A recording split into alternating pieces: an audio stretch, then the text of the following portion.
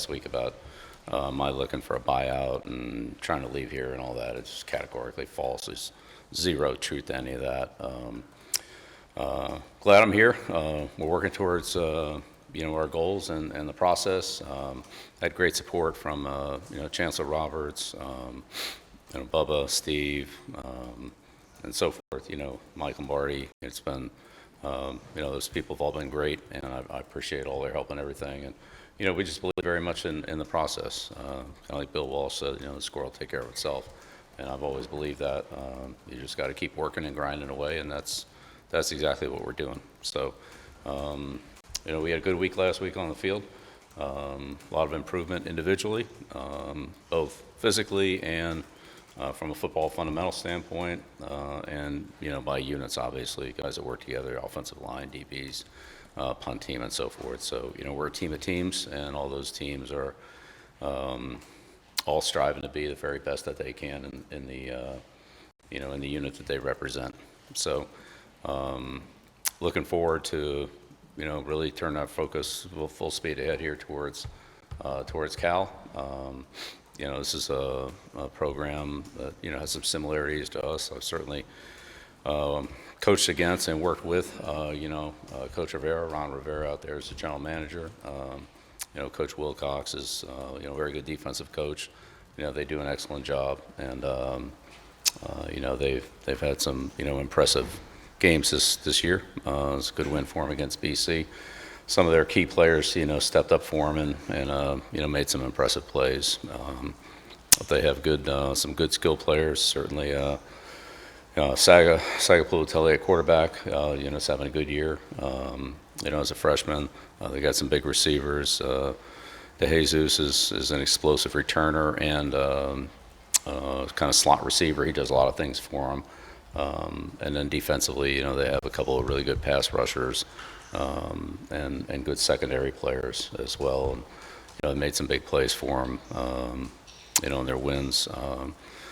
Also mentioned Plummer's another big receiver. He's probably one of the best special teams players we'll see this year. He's an excellent player in coverage, and it's going to be a really hard guy to block. So, it's a big challenge for us here, going across the country to play a good football team, and a team that I know is very well coached, and they do a lot of things fundamentally well that that we have to be ready for. So excited to get back on the field yesterday, and again today here as we, like I said, dive all the way into these guys before we hit the road on Thursday to head out the West Coast. So excited for the week and a challenge.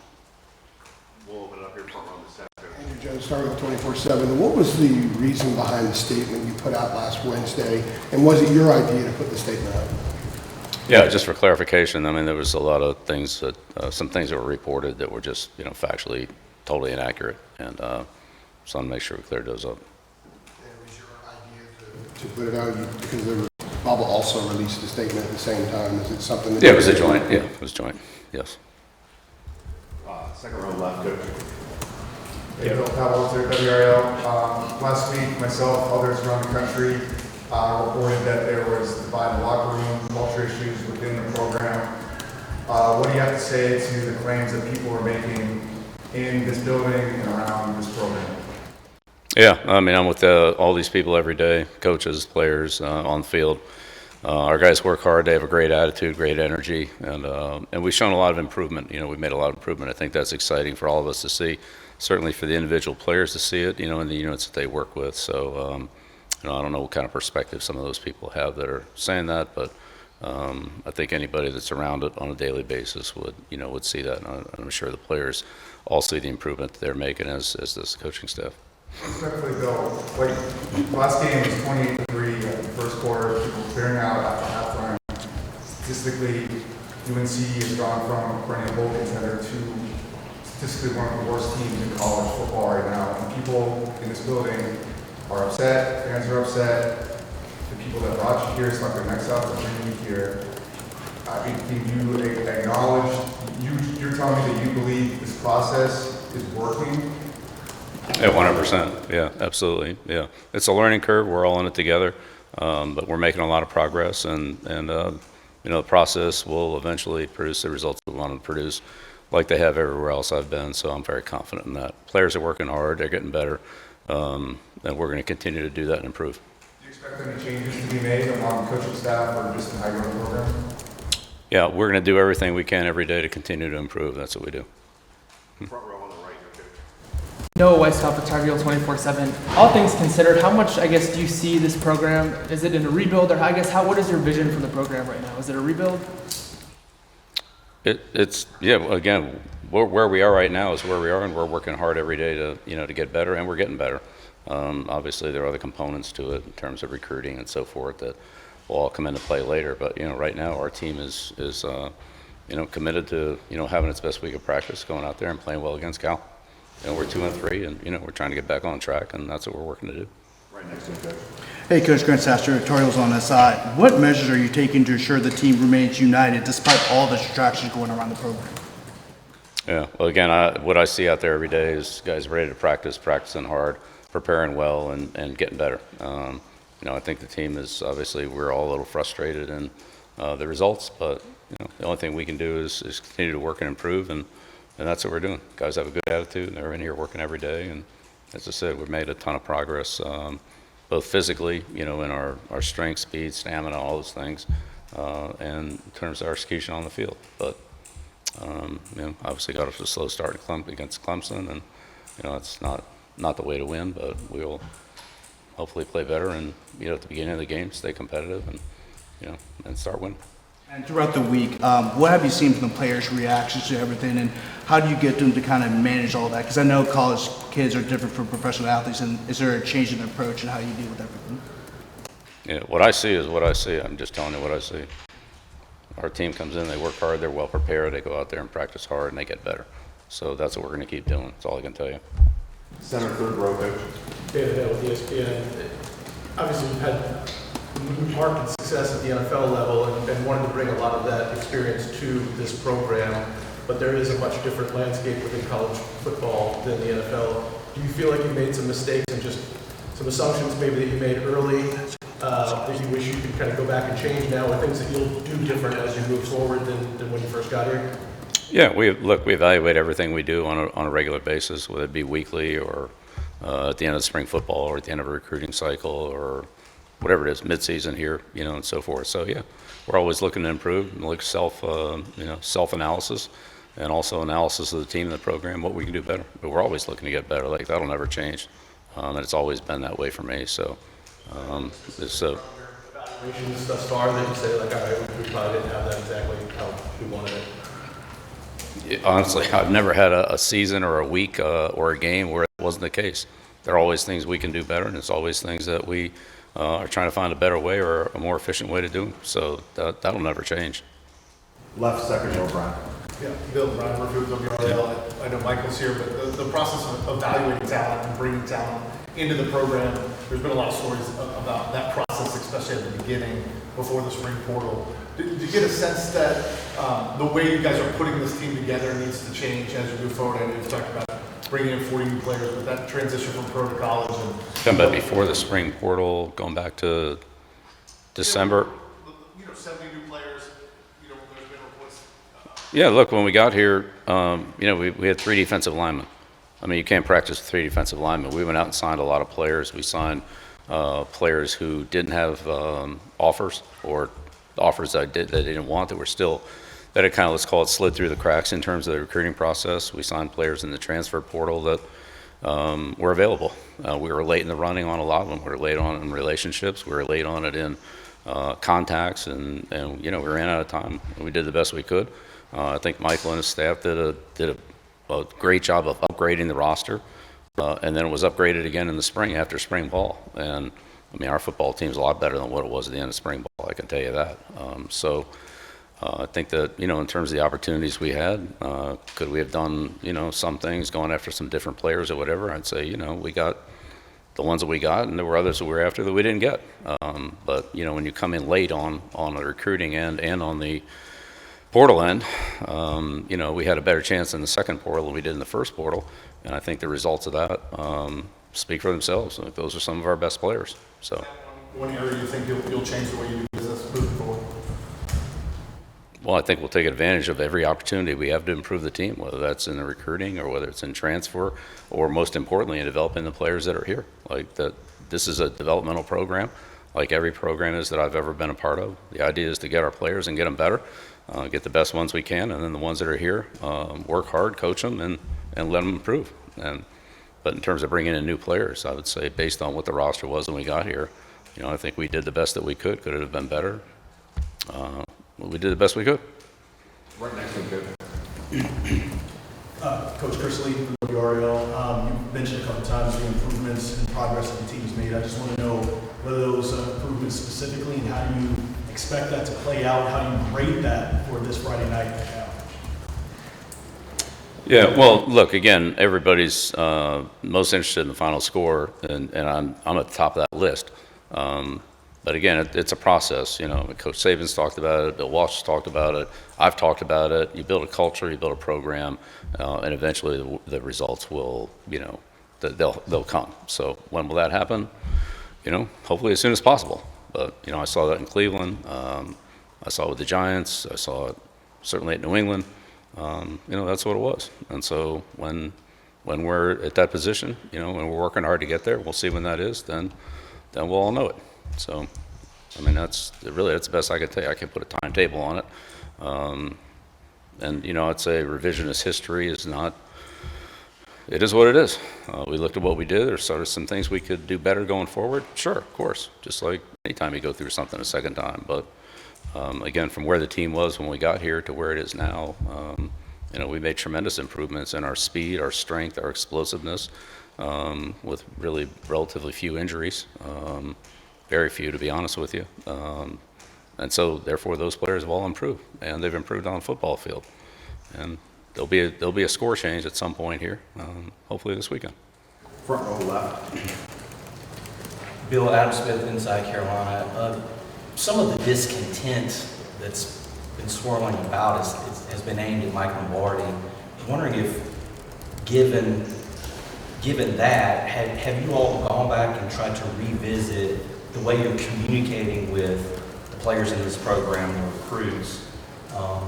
To what extent have you all maybe sat down and talked about your communication with the players? We talk about it all the time, and we talk to the recruits all the time.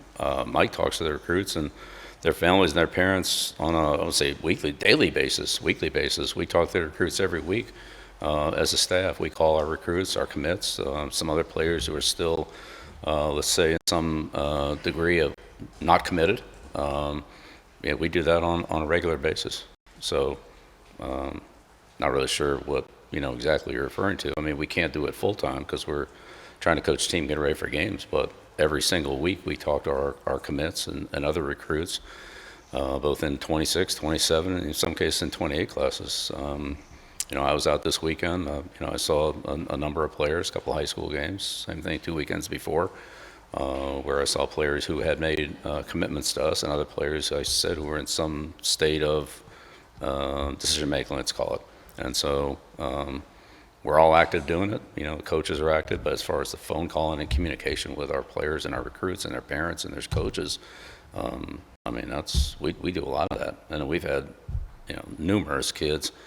I'd say I don't know the exact number, but I'd say over half have been at our 3 home games this year.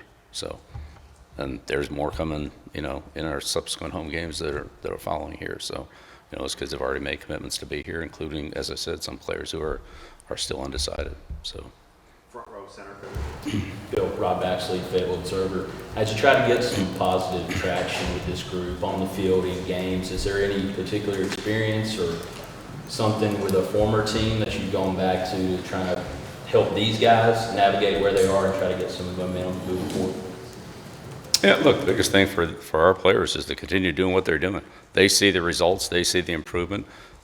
They're buying in as they should because they've got a lot to show for it. We don't have to show for it on the scoreboard on the field yet, but again, that'll come. And I've been involved in a lot of programs. Again, the ones I've already mentioned, that particularly the Giants, Cleveland, New England, that where things started and where they ended up were honestly where they should go and what you should expect. So That didn't always happen the first year. In fact, it didn't happen in any of the first years, but that doesn't mean that we're not going to continue to build and establish our culture and establish our work ethic and our commitment to improvement to win, and our commitment to winning. So that's what it is. That's what it's always going to be. Third row on the left there. Bill, Brandon Marks from The Athletic. About a week and a half ago, Michael sent a letter to a bunch of donors expressing patience, trust the process. What was sort of the intent behind that letter? What was the message you were hoping to convey to the people involved in the program? Yeah, again, I think Michael's done a great job of keeping the the people close to the Carolina program up to date in what we're doing, what our process is, what our progress is. They've reached out to help, how they can help, and what the relationships are, how all that comes together. There are a number of things we have going on, and our alumni and our donors and our supporters have been very supportive, as the people here internally, as I said. Bubba, Steve, Chancellor Roberts, so forth. Whether it's been academics, facilities, recruiting, and so forth. I mean, it's we're all working together, we're all learning together, and our team is our team, and I like our team. I'm confident in our team, and we've made a lot of progress. Right now, unfortunately, the scoreboard doesn't reflect that, but I'm very confident that it will. Right next to the coach. Shelby Swanson with the News Observer. Coach, just what, if any, conversations have you had with any trustees, anybody affiliated with UNC outside of the athletic department about the current direction of the program? Yeah, again, I've had conversations with, again, people inside, and I would consider those people, part of our program because they're very supportive of it. But yeah, all those conversations are really private. I wouldn't share private conversations publicly. Hope you can respect that. Back row standing on the right. Bill, Sarah Holland from CBS 17. After Caleb had decided to retire last week, can you tell us about any conversations that you guys may have had where he ultimately decided to come to that conclusion? I don't want to speak for him on that, so I won't. I think it was a decision that he had contemplated for a while, and he made the decision. After he made it, he and I talked, and we had a great conversation. And again, I've had this conversation with many athletes in my career, and we talked about it and said, look, I appreciate everything that Caleb did for our program. He came in, he worked extremely hard. He dealt with some things in the past from an injury standpoint. He was basically healthy. I think he only missed 2 or 3 days the entire time he was here. He trained very hard. He thanked me for all the things that I did for him. I thanked him for the contributions and the work ethic and leadership he gave the team. And, for him it was time. And so I respect that. And so I wanted to make sure that I complimented him for what he did. And, he made his statement based on his experience at Carolina, not just this year, but his entire career. So that's how that came about. Second row on the left there. Bill, can I ask you the status of three individuals associated with the program? First, the status of Coach Hawkins, where that investigation stands, where you might go. Yeah, that's being handled internally. It's being looked at and reviewed, and I really don't have to comment on it because I'm not reviewing it. Quarterback Gio Lopez was involved in a car accident before the season opener. I know he was taken to the hospital. Did that play any role in his health early here in the season, and what is his status moving forward? No, he didn't miss any practice time, and he was healthy to do everything that we asked him to do. Thaddeus Dixon suffered an injury that some have said could be a long-term injury in the last game against Clemson. Do you have any update on his status? He won't be. Yes, he won't be available this week.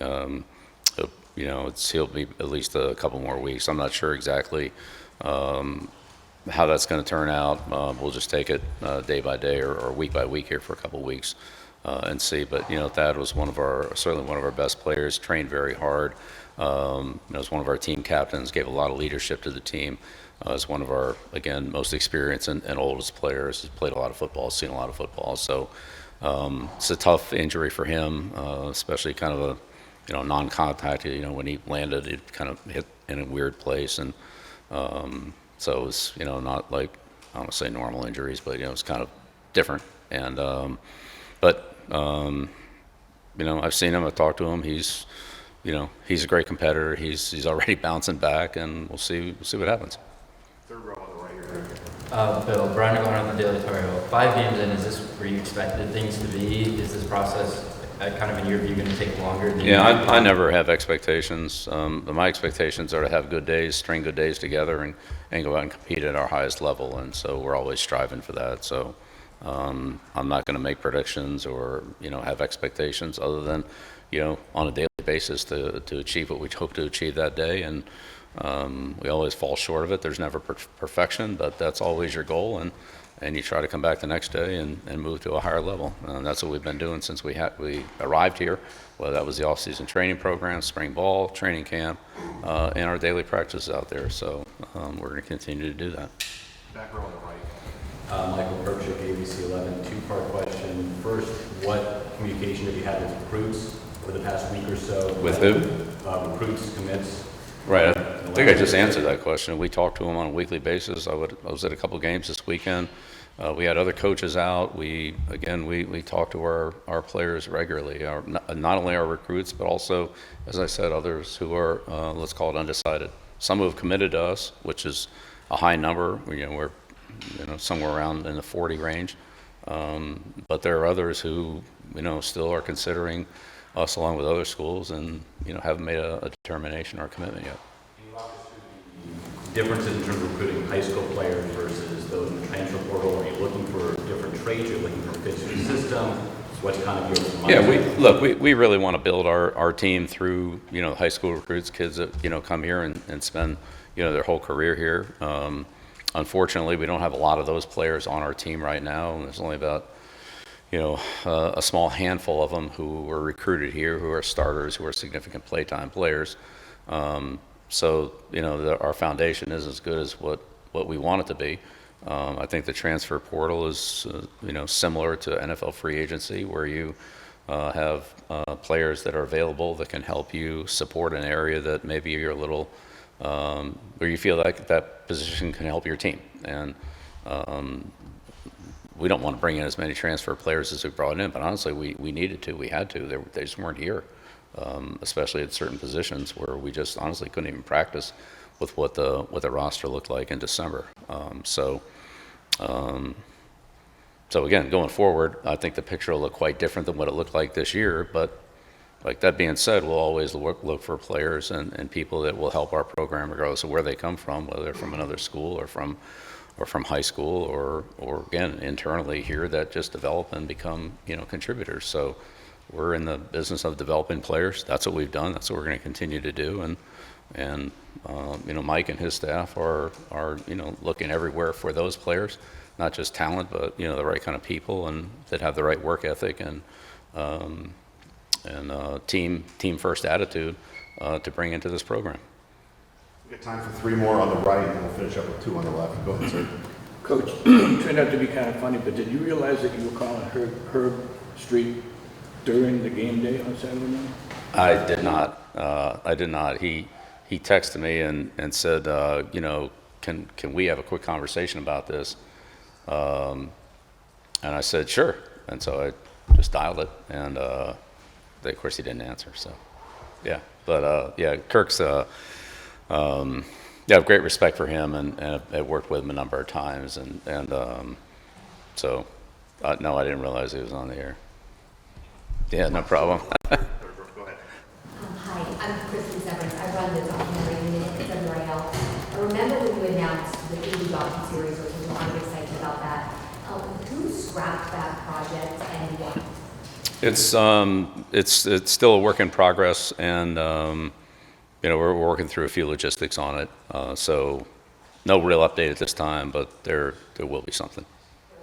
Mm-hmm. And then I hope that doesn't compete with yours, but. the last one, Sean Gallagher, WRAL. A lot of the criticisms of the last week have come from anonymous sources, people who fear retaliation from your program for speaking out about their experiences. What do you say about these anonymous sources who are speaking out about their experiences with their program? And are you looking for a leak? Yeah, well, again, we're always looking to improve and upgrade anything that we're doing. So, again, I talk to everybody on a regular basis, our staff, our players, captains meetings, and other people involved with the program. there's something we can do to improve it and upgrade it, then, you know, we're going to consider it and, you know, act on it if we feel like it's a positive step. So, we're always looking to do that. Do you have an issue with people speaking out, not naming that it is them speaking anonymously? Well, I mean, some of those, as I mentioned at the beginning here, some of those are not, just not credible. So, you know, I think it's up to you to decide which ones are and which ones aren't. But, you know, when those stories come down 2 days after they're posted, I mean, you have to decide how valid they are. That's your job. You mentioned the buyout talk not being credible. You thought it ridiculous earlier. Is there anything else off the top of your mind that you can refute? Yeah. Again, it is what it is. You know, you guys have your job to do, and, you know, I'm going to do mine the best I can. So just leave it at that.